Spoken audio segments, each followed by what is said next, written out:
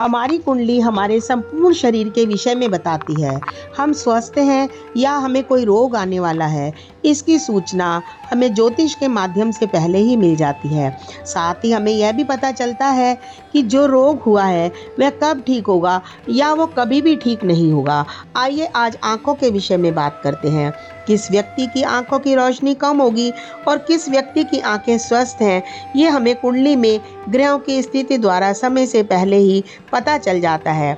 जब कोई व्यक्ति जन्म लेता है तो उसमें ग्रह स्थिति देखकर हम ये जान सकते हैं कि व्यक्ति की आंखों की स्थिति क्या है, इसे कब चश्मा लगेगा या नहीं लगेगा, इसे जीवन भर कोई नेत्र रोग होंगे या नहीं होंगे। कुंडली का दूसरा और 12वां भाव हमारी आंखों को बताते हैं, साथ ही लग्न हमारा शरीर है। इसलिए आंखों के विषय में सभी प्रकार की जानकारी हमें लग्न, दूसरे और 12वें भाव से मिलती है। यदि इन तीनों स्थानों में पापी ग्रह मंगल, शनि, राहु, केतु स्थित हो तो व्यक्ति की आंखें खराब होती हैं या व्यक्ति को चश्मा लगता है। यदि ये चारों ग्रह इन भावों से संबंध बनाएं तो व्यक्ति की आंखें अत्यधिक खराब होती हैं या यूं कहें कि चश्मे का नंबर अधिक होता है।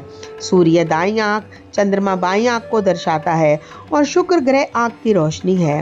यदि जन्म कुंडली में सूर्य, चंद्र, शुक्र पापी ग्रहों के साथ बैठ जाएं या उनसे किसी भी प्रकार का संबंध बनाएं तो व्यक्ति को नेत्र रोग होते हैं। इसी प्रकार लग्न, दूसरा और 12वां भाव के स्वामी भी इन ग्रहों के साथ बैठ जाएं या इनसे किसी भी प्रकार से संबंध बनाएं तो व्यक्ति को नेत्र रोशनी कम होती है। व्यक्ति को नेत्र रोग कब होंगे, ये कुंडली की दशा अंतर्दशाएं तय करती हैं। अर्थात जब पापी ग्रह मंगल, शनि, राहु, केतु की दशाएं आती हैं तो व्यक्ति को किसी भी प्रकार का नेत्र रोग या नेत्र पीड़ा होती है। आइए इसे हम एक उदाहरण से समझते हैं। लगन में पापी ग्रह मंगल और राहु स्थित है। दूसरे भाव में सूर्य, चंद्रमा एक साथ हैं। चंद्रमा कमजोर है क्योंकि अमावस्या का जन्म है। दूसरे भाव को शनि ग्रह देखते हैं।